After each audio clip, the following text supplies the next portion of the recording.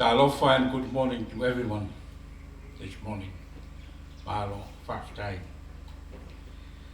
Lau sunga il Presteni, lau sunga sua, Alex. Whakatai mo le avanoa, tu ina mai.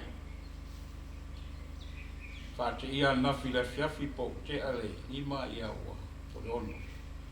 Wala watu tumatai pāmia ina ia.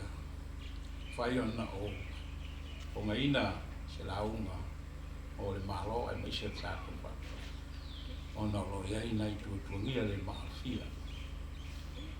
Ai malo whaftai lau whionga, lau sunga Pastor Eric Tena, sunga Pastor Miriama, malo whaftai mo upu.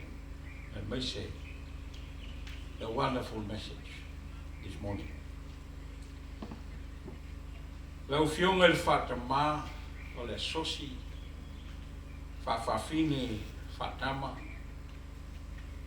lau whionga po lau sunga tuila epa, sa i lele mo li ngoi, po lau whionga fol te tai o li tua ngai, ia mai se, e mamalu ampasa, Amerika, Australia, New Zealand, Britania, ai mai se lawa so si atu nuku o tātou whatasi le so.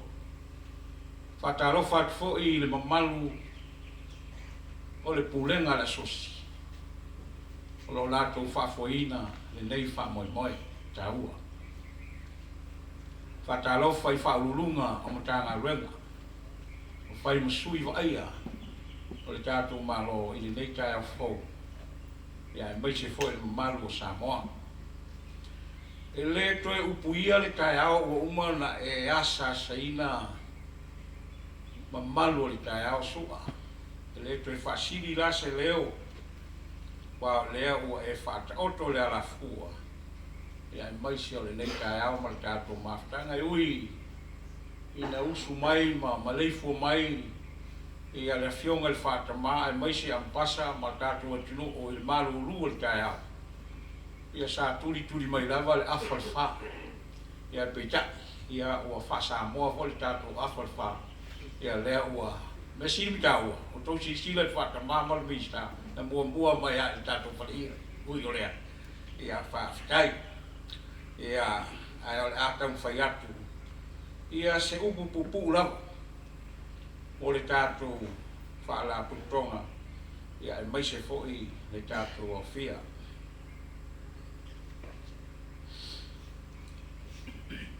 O te manatu e leo o lea ua tutoa ma ua tu mawalunga le nei tai au. A wā ua tau whaipu ea le matila mai o wheloa. Le sunga i a Pastor Eric o tātou whatasi, e mai se Pastor Miriama, le au pa ia o whai misuri wa aia o le tua le nei tai au. I le momoli mainga o le wheau tāua, a wā le tātou whaalapu tonga. Mai se foi le mamalu o Samoa o Poto. Ai mai se o tātou suia malo mai whafo. O tātou mafuta i le nei tai o fau. Malo le Soifua Maloloina le whalau. Ia ai mai se foi le tātou o inga mau. O le whamai le nei o le AIDS. Malona Valasi o le HIV. Sa whememe i aile lalolagi i le waitemi. O le tasiva fitskulu. I le tasiva valsfulu. I le pepesi ai o le nei whamai i lewa i teimi o le tasiva valsfulu. Sa mausali ma mai mata i tūpea ta penanga le ta ngaruenga Soifua Maloloina i ana ngaruenga whakino. Paenga mua sa amateloa on te pisa awala e tauwhi ai le sosolo whaafi mai o le nei whamai i Samoa nei. O se rui tau mo le ta ngaruenga ona e whai sina ma ale tele. O le nei whamai e pipisi ala i whiusua inga e le puia. O le whaatonga a whawhawhine i le nawa i teimi i le tesiwa valsfulu. Na tele ina whaongaina le matanga renga o Soifua Maloloina e whaongaina la tō wanga malie e whesota i ai i le wheau whaailoa e pui ai Samoa mai lona afianga mai le HIV AIDS. O ina na amata whaapunafunau mai ai le taula mua o whaafafine ma le lato ngā renga whaifatasi ma le pita ngā renga le Soifua Maloloina a wā whautuanga ma le whaututanga le rei ma lapata inga ina ia puipuia le nei whamai pisi.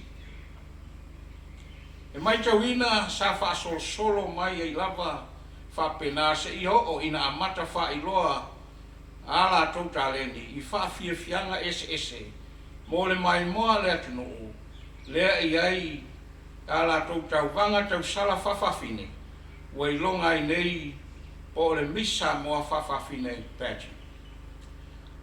Ai o nei whawhawhianga o se awala ua whaonga e mo moli mai ai le tele o le whiauta ua ese ina ia si iti ai le malama o le tangata lau tele i mana onga ai maise o mata upu i wha mai pisi e maua mai i whiusua inga le puipuia. O le tausanga le nei luafe lua e pei ona iai le nei tai a fau e atoa iai se fulu fitu tausanga talu ona whawaina le nei whaapitonga lea ua ta ua nei o le Samoa Fa'afafine Association. Sa resi talaina whaatulafono mai le luafe ma lima. Ua mai tauina ai le sisi pea ilunga o le tō whamamao o le whalaputonga e ala lea i ngā luenga taulongolongo e ngā lue whapaangai manisi o mta ngā luenga ale tātou malo. O whisota inga whai whapaanga manisi whaaputonga tūma oti ma whalaputonga o malo au whatasi. Ina ia una ia i pea le Whaamamolaina pei o le nei mata upu e whaasino ma afia ai Samoa atoa. Ai mai se lava le tātou i tu vai o whawhawhine ma whaatama e le i whaingofie lona tau seina mai. A wā oni tangata e inusia e amusia e whaasino lima i ai le telo tangata. Ai le whaititi ai le malosi o le lātou nai pea i mata upu lau tele ai mai se lava le whaamai le nei o le HIV AIDS. O se tasi la o mata tia mo le nei whaapitonga o le whaamana tuina o se vaiaso i tausang uma ua ta ua o le whaafafine en whaatama week o le vaiaso o whaafafine ma whaatama. E mai ka watu ua sawali nei i le fitausanga o whaia pēa le whaamana tuina o le whaapitonga e le whaapitonga o le nei vaiaso o se vaiaso tā ua. E whaalau loa ma whaamausari ai ma tā upu e whaasino i ate lātou lava. O se vaiaso ua sauwhanga i ai le lātou pi amatu mo le whaamana tuina o le skulu ono aso o whisota inga whaalau loa ale lalolagi. Lea o loo taimu ai le tātou malo. I le sini au tū o le ending all forms of violence against women and girls. Whaamutreina o soo se sauanga e whaasanga i tina matamaitai. E pei ona whairo mai o le sini au tū o le nei tausanga o le nei vaiaso o whawhawhine ma whatama luafe lua o le langa ina lea o se Samoa e le fiumofie mai angangata weaving a resilient Samoa. Wonga tasi foi lea ma le whaamafa ale tātou malo i le teimi nei i tapenanga angangata mai le wheme mea i ona o le whaamai o le COVID na suiva. O le ngāwa tau o le nei whaapitonga talu na whawai mai i le tausanga i luafe ma lima.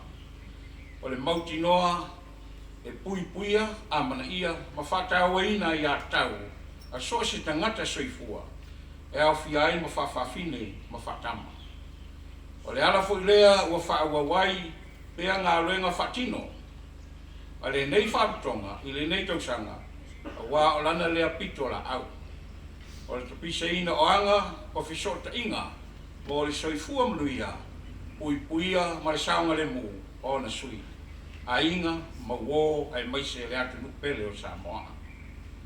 Lea ua mai tau atu, o le aso nei, le aso mua Tesema. Ua whamana tuinai, ele lalolagi mo le aso, o le whaamaki o le AIDS. Ai ua taleina ai fo'i, ma le aso mua o le vai aso, o whawhawhine ma whatama, o Samoa e le lua afe lua sifurua. I talo i whamanuia le tua, le presidente ma le asosi, ia e maisi ona vaenga uma e maisi Samoa. Au wā lava le tau mawhai atu i le nei whaamaki angu tā. Ia whamanuia le tua i tātou maftanga ia manuia tele le aso. Whātai.